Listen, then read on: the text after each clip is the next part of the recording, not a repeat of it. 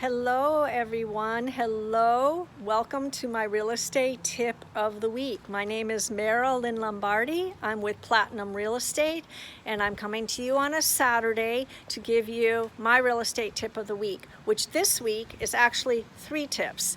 Top 3 things that first-time home buyers should do before you start looking for a house. Do not go out and look for a house. Do not even go on the internet and look for a house until you do these 3 things. Number 1, top most important thing is you want to get a pre-approval letter. You're going to borrow money to buy this house. You're going to be pre-approved. You're going to need to be pre-approved by a mortgage lender, bank, credit union, broker, whoever you go to. I actually recommend getting 3 quotes from 3 different places so you can compare them and see what different institutions will be able to offer you.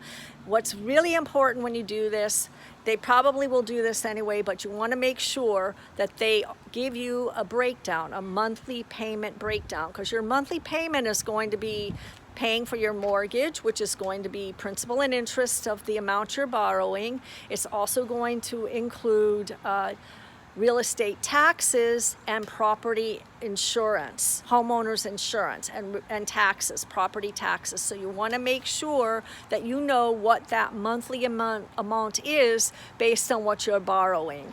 So for example, when you see that amount, even though you're qualified to borrow $250,000, pre-qualified for that, you see the payment and you don't feel comfortable with it. So you know that you ask them, well, what about 200 or 225? What would be the difference? And they'll do a breakdown for any amount that you are qualified or in the neighborhood of what you're qualified for, so that you can see what the monthly payment will be, and you're going to be comfortable with it, and you're going to know that I can make this payment every month, no problem. So that's the first most important thing for you to do. Tip number 2. You want to sit down before you're going out, you want to draw up a list of your needs and your wants. Your needs in a house. These are things that are non-negotiables.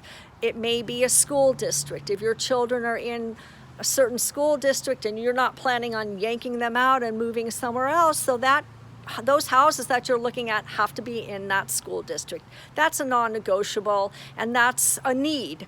A need might be the number of bedrooms you must have. If you must have 3, if you must have 4, if you're a couple and you are fine with 2. This is an important need that you want to have on your needs list. There may be other needs that you find to be non-negotiables. You must have a garage, you must have a fenced-in backyard or a large backyard, or you don't want a backyard at all. You want to be in a townhouse as opposed to a single-family house. These are needs, and they're important to get down on your list. Then you want to follow that up with wants. These are things that you could negotiate around. You may not have to have all of them. You may want a couple, you may get 1 of them, you might get 5 of them, but they're not things that are deal breakers. So you want to have your needs and your wants written out and have that in your mind when you go out looking. And third top tip for first-time home buyers, and this is very important, and this is actually very important for first-time or 20th time home buyers. This is so important. And before I tell you what this last tip is, I want to bring to your attention below this video, this is my channel. I would love if you could like this video and subscribe so you'll get notified of my videos every week as I come to you giving you real estate information, important tips, important hacks, things that you have to know when you're getting into the real estate market, whether buying, selling, or investing. Okay, tip number 3. Lastly, please hire a buyer's agent. If you are a first-time buyer or a 20-time buyer, hire a buyer's agent. Get a buyer's agent. Do not go and negotiate to buy a house without an agent who's looking out and representing your interests as the buyer. when you're driving down the street in a neighborhood and you see the for sale sign, don't call the name that's on that for sale sign. That's the seller's agent. That's the listing agent. They are going to be first and foremost representing the interests and the needs and the interests of that seller, and that's their duty. That's what they are being employed to do by the seller of that home.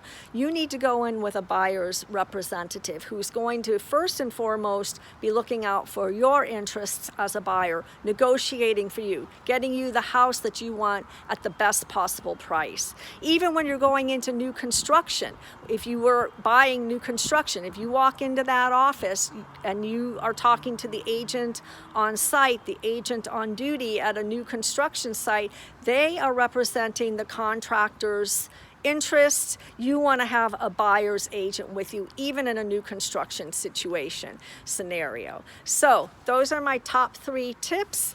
And lastly, please call me. Call me for a mortgage banker recommendation because I have an excellent one for you. Call me if you're looking to buy. Call me if you're looking to sell. Call me if you're looking to invest. My name is Meryl.Lombardi. My email address is Meryl, as in the actress, .Lombardi, as in the coach, at platinumrealestate.com. My cell phone, for fastest service, call my cell phone, 540-588-1530, 540-588-1530. Text me, call me. Any questions, any real estate concerns, if you're ready to hit the streets and start looking, give me a call. Thanks. Have a wonderful Saturday. Bye-bye.